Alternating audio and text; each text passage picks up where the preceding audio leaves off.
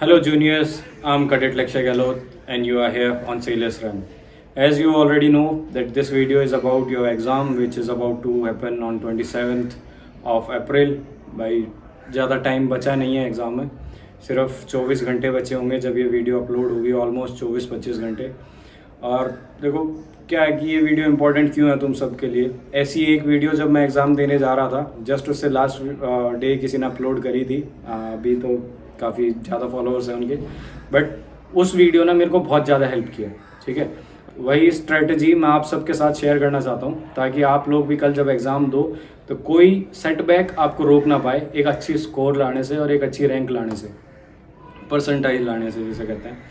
देखो, जो मैं पर्सनल एक्सपीरियंस से बता रहा हूँ, जो मेरे सारे दोस्तों ने जो स्ट्रेटजी बेसिकली यूज़ करी एक अच्छी परसेंटाइज लाने के लिए सिनर्जी के एग्ज़ाम में, वो मैं आपके साथ शेयर करूँगा।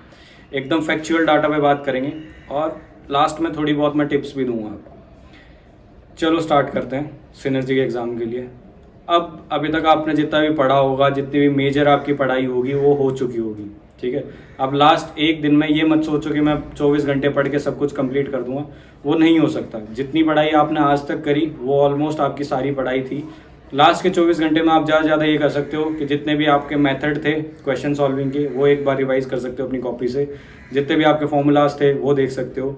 जितने भी आपने अभी तक क्वेश्चंस पढ़े हैं, जो आपने कर लिए हैं, एक बार उन्हें एक एक पन्ना ऐसे खोल खोल के देख सकते हो कि इस टाइप का क्वेश्चन इस तरीके से होता है, ताकि आपको याद आ जाए। बस आप सॉल्व नहीं कर सकते सब कुछ। अब बात करेंगे स्ट्रेटजी और मतलब कैसे आपको सारे क्वेश्चंस अटेम्प्ट करने हैं। ये बहुत ज़रूरी है, ध्यान से सुनना और इसे अपने दिमाग में बैठा लेना। वहाँ पे 3 घंटे आपको दिए जाएंगे 200 क्वेश्चंस को सॉल्व करने के लिए।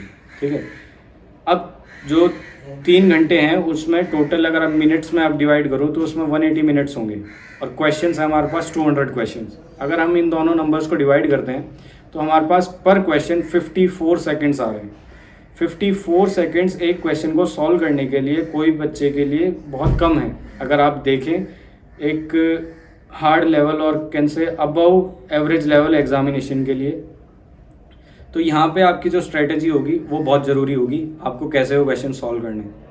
अगर मैं बात करूँ तो मैं एक एवरेज बच्चे की बात लेके चलूँगा कि उसे कैसे अटैम्प्ट करना चाहिए। कोई बहुत सुपर स्मार्ट है तो वो तो इजीली क्लियर कर ही लेगा, बट कोई एवरेज बच्चा कैसे इसे अटैम्प्ट करेगा इन क्वेश्चंस को, उस पर मैं बात करूँगा।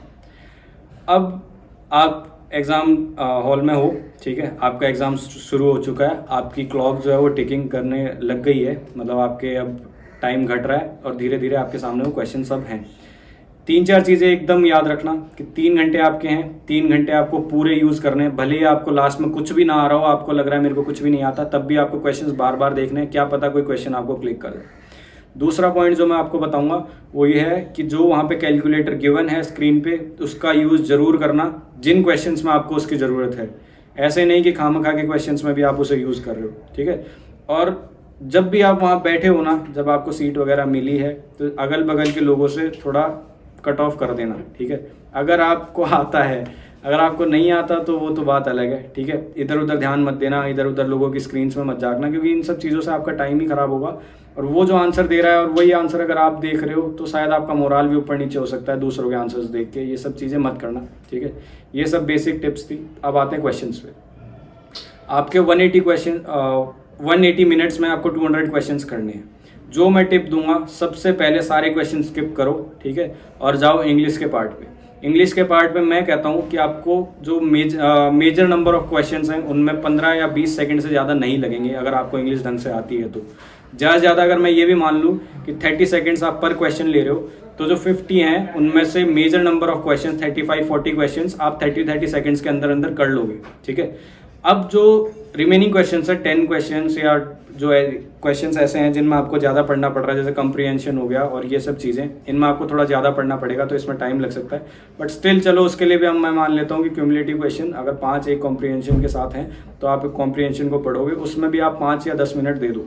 ठीक है, अगर मैं ये कहूँ कि 30 क्वेश्चन आपने 30 सेकेंड्स में कर लिए तो 15 मिनट के अंदर अंदर आपके वो क्वेश्चन हो गए। ठीक है, हाँ, ऑलमोस्ट 15 मिनट के आपके अंदर आपके 30 क्वेश्चन इंग्लिश के हो चुके हैं।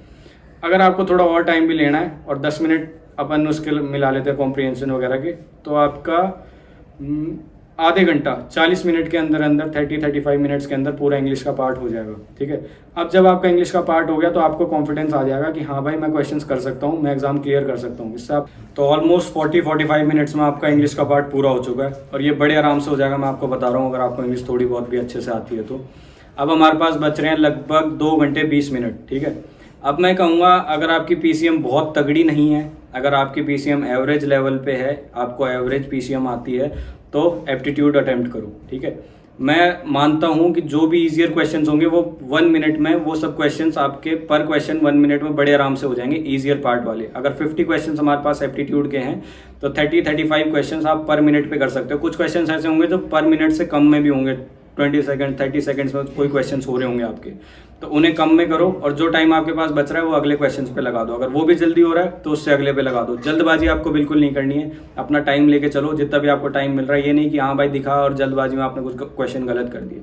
जो भी बड़े क्वेश्चंस हैं, स्पीड एंड टाइम के क्वेश्चंस हो गए, पाइप एंड डिस्टेंस के क्वेश्चन हो गए, या फिर ऐसे कोई क्वेश्चंस हो गए, टाइम एंड वर्क के क्वेश्चंस हो गए जिनमें आपको थोड़ा सा टाइम ज़्यादा लग रहा है, तो उन क्वेश्चंस को लास्ट में करो। जो भी इजियर क्वेश्चंस है 50 क्वेश्चंस में से उन्हें पहले करो पर मिनट के हिसाब से, और लास्ट का जो भी आपका टाइम बच रहा है थोड़ा सा मतलब डिवाइडेड फॉर एप्टीट्यूड, उसमें आपको लास्ट में क्वेश्चंस करने हैं वो वाले जो लंबे क्वेश्चंस है। और जो आपको क्वेश्चंस नहीं आ रहे वो अटेम्प्ट बिल्कुल मत करो। ठीक है, अगर आपको लगता है कि आप एक decent number of questions attempt कर सकते हो तो गलत क्वेश्चन बिल्कुल भी अटेम्प्ट मत करो। ठीक है, गलत क्वेश्चन जनरली आपको नेगेटिव में ही लेके जाएंगे, आपकी परसेंटेज ही घटाएंगे। अब मैं मानता हूँ कि अगर हमने 40 मिनट्स इंग्लिश में दिए हैं तो आप 1 घंटा 20 मिनट, मतलब 1 घंटा 20 मिनट आप टोटली 80 मिनट्स एप्टीट्यूड में दे सकते हो। अगर आपको एप्टीट्यूड अच्छे से आता है और एप्टीट्यूड आप बड़े आराम से कर सकते हो, पीसीएम आपको एवरेज लेवल पे आती है। ठीक है, अब जब हमारे ये दोनों पार्ट बहुत अच्छे से हो गए तो आपको पता है कि आपने 100 क्वेश्चंस अभी तक देख लिए हैं। अगर उनमें से आपके 4-5 नहीं भी हुए, या फिर आप ऐसे मान लो 10 क्वेश्चंस भी आपके अभी तक उनमें से नहीं हुए 100 क्वेश्चंस में से, तो भी आप 90 पे चल रहे हो। ठीक है, मतलब कट ऑफ के बहुत पास हो आप। अब आपको अगले 100 क्वेश्चंस देख रहे हैं लास्ट के 1 घंटे में। अगर आपकी पीसीएम वीक है या फिर एवरेज लेवल पे है तो मैं ये बात बोल रहा हूँ। ठीक है, अब उनमें से भी आपको क्या करना है, ऐसे नहीं करना कि ये पहला क्वेश्चन दिखा ये सॉल्व करूंगा तभी अगले पे जाऊंगा, नहीं। लास्ट मतलब जो पीसीएम का पार्ट जो होगा ना, उसमें आपको क्वेश्चंस को ऐसे अटेम्प्ट करना है। जो थ्योरी के क्वेश्चंस होंगे पहले देखो, आपको पता है भाई, देखो थ्योरी का ऐसे होता है, आपको जो क्वेश्चन दिखा वो आपको पता है कि भाई मेरे को ये आता है। ठीक है, उस पर टिक करो, आ गया, अगले क्वेश्चन पे चलो। अगर न्यूमेरिकल का क्वेश्चन है चलो रहने दो थोड़ी देर के लिए, अगला थ्योरी का क्वेश्चन देखो, वो आपको पता है कि हाँ मेरे को आता है ये वाला क्वेश्चन, उस पर टिक करो। जितने भी थ्योरी के क्वेश्चन हैं 1 घंटे के अंदर अंदर, मतलब अगला जब आपके 2 घंटे कंप्लीट हो गए होंगे, उसमें जितने भी थ्योरी के क्वेश्चन है वो सारे एक बार ठंडे दिमाग से देखो और सब पे टिक कर दो। मैं देखो, अगर आपकी फिजिक्स और केमिस्ट्री अच्छी है ना, उसमें थ्योरी के क्वेश्चन होंगे काफ़ी। अगर फिजिक्स और केमिस्ट्री आपकी अच्छी है, फ्रेश है, तो आप बड़े आराम से, मैं मानता हूँ 25-30 क्वेश्चन आप उन दोनों पार्ट्स में से कर सकते हो। ठीक है, 40 फिजिक्स के क्वेश्चंस होंगे, 20 केमिस्ट्री के क्वेश्चंस होंगे, उनमें से उठा के 25-30 क्वेश्चन तो आप बड़े आराम से क्लियर थ्योरी में से अटेम्प्ट कर सकते हो। अभी आपके कितने क्वेश्चन हो गए, अगर हम लेके चलेंगे एप्टीट्यूड और इंग्लिश में आपके 10 भी नहीं हुए, 115 क्वेश्चन आपके अभी तक हो चुके हैं। और मैं मानता हूँ अभी भी आपके पास 40 मिनट का टाइम होगा, 30 मिनट्स या 40 मिनट का आपके पास टाइम होगा। जितने न्यूमेरिकल आपको आते हैं फिजिक्स में और मैथ्स में, जो आपको लगता है जल्दी हो जाएंगे, सब अटेम्प्ट करो। ठीक है, सब पे अपना अपना टाइम दो, 1-1 मिनट का, आधे मिनट का, जितना भी आपको लग रहा है। और जो भी क्वेश्चन आप शॉर्ट हो कि भाई ये मेरे को आता है, ये न्यूमेरिकल में बहुत आराम से कर सकता हूँ, ये मेरा सही हो गया, उन्हें टिक कर दो। ठीक है, चलो मैं मानता हूँ अगर आप एवरेज भी हो पीसीएम में तो भी आपने 10-15 क्वेश्चन और कर लिए। ठीक है, 10-15 क्वेश्चन और कर लिए तो 130 क्वेश्चन आपके अटेम्प्ट हो चुके हैं बड़े ईजिली और सही। ठीक है, ये स्ट्रेटेजी अगर आप फॉलो करते हो तो मैं मानता हूँ बड़े आराम से आप कर सकते हो। और अगर लास्ट में आपके पास 10-15 मिनट का टाइम बच गया या 5-10 मिनट का टाइम बच गया कि अब नहीं हो पा रहा, अब कुछ और नहीं आता, मेरे को जितना आता था वो मैंने कर दिया, तो फिर से जो क्वेश्चन आपसे नहीं हुए ठंडे दिमाग से सोचो कि हाँ भाई मैं सेलेक्टेड तो हूँ एटलीस्ट, और अब एक बार देख लेते हैं, क्या पता ठंडे दिमाग से कुछ और याद आ जाए।